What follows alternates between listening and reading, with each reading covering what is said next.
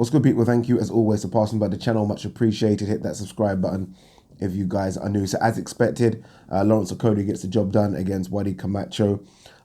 This was a fight that when it was announced, I don't know, 7-8 weeks ago, I did say what was the point in it. If I'm honest with you, I said what was the point? I thought it was a backward step for Okolie, especially when you think he's already kind of gone past this level. You know, I thought it was a backward step. The Commonwealth belt is a belt he's already won. He beat Isaac Chamberlain for that belt in that horrible fight, a year and a half ago at the O2 Arena. So I thought it was a backward step. But nonetheless, he went in there and got the job done. He did get tagged a couple of times, but in the end, too strong, too fresh, and just too good, I think, for Wadi Camacho. Unpopular opinion, and that's a phrase that people seem to use a lot on Twitter now. Unpopular opinion, I do think that Lawrence Okolie will become a world champion. I know he's not everyone's flavour of the month. I know some people think his fights are boring. Someone just tweeted and said Lawrence Okolie's fight was boring and I didn't even watch it. So he's already got that tag now, I've just been a boring fighter. But ultimately, he has a style that wins fights. And that's what it's about, right? Winning fights. I've watched him since he turned pro. And he has been able to basically run through the British ranks pretty easily without a jab and without any inside game. I mean, he doesn't use his jab. He didn't really use it tonight. And when it does get to a fight where it's in close quarters, he doesn't really know what to do, so he holds. If you can add, and I don't know if he can add this, but if you can add a good jab, which should surely, I mean, an Olympian should be able to jab, and a good inside game, and you add that to what he's already got in terms of his strength, his power, his mental game. I mean, there's a very, very good boxer there. And that's why I say unpopular opinion, because he does get a lot of stick for how boring he is. But look, he wins fights.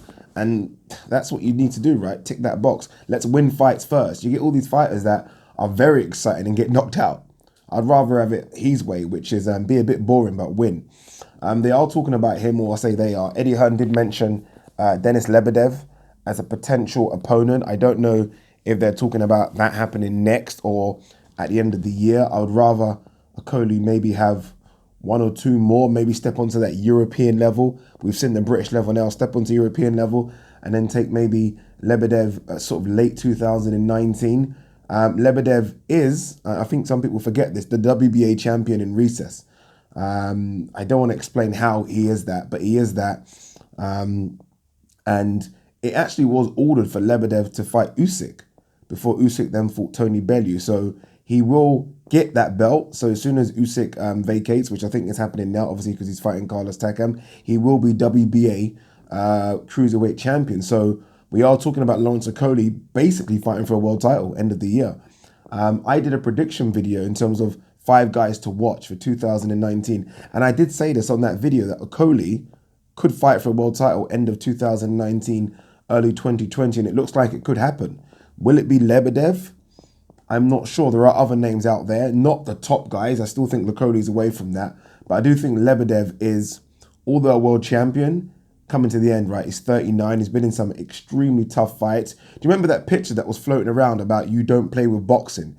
And it had that guy's eye and face swelled up. That was Lebedev. That was against, I think it was Guillermo Jones, I think in 2013. So he's been in some tough fights. He's only lost twice, though. To Gassiev, which was a very good fight, split decision, and Marco Huck, another good fight, split decision. So he still can fight, he still can bang, he's got the power. But I watched him on a Matchroom show in Monte Carlo, and he fought an unbeaten American, but a 35-year-old unbeaten American that took up the sport late. And it went to points, and that's when I thought Okolie could beat him. Watching that, I remember thinking, Okolie could beat him. Okolie's fresh, he's big, he's strong.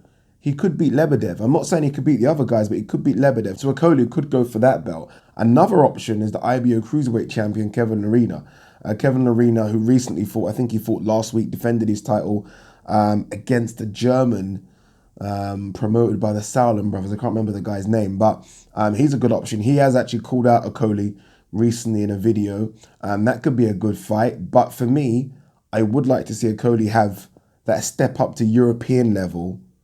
I don't know who is the European Cruiserweight champion, but that step up to European level, and then Lebedev, maybe Lerena, and then we'll see and talk about the other champions, because I think he's away from those. But I think Lebedev is realistic for 2019, end of 2019, early 2020. What I like about what Okolie's doing in terms of this development is that at least we've seen him clean up the British scene, right? I mean, there has been a lot of talk recently, especially with the announcement of a potential fight between Yard and Kovalev, that we want to see Yard do that. That big question mark with Yard, I guess, is what puts bums on seats, right? We just don't know how good he can be because we haven't seen him do the British scene yet. That's what I like what Okolie's doing. He's doing the British scene. We've seen that now. We've seen him beat the likes of Chamberlain and Watkins and Askin, and now Camacho. We know he's above that. Then Europe, then potentially fringe world level. Whether that brings a belt or not, we'll see. But that's the development it should be, not what Yard is doing. This isn't a Yard video, but I did think of the two for some reason. I was thinking Yard should be doing this, right? Yard should be taking on his fellow Brits, then Europeans, then Kovalev. Not what he's done, which is go from, I hate to do this, but Brentwood to Kovalev. I don't know why I done Brentwood. Brentwood's not a name, fighter. Brentwood's the arena, but you know what I mean. Anyway, what do you guys think of Okolie? Let me know. Peace.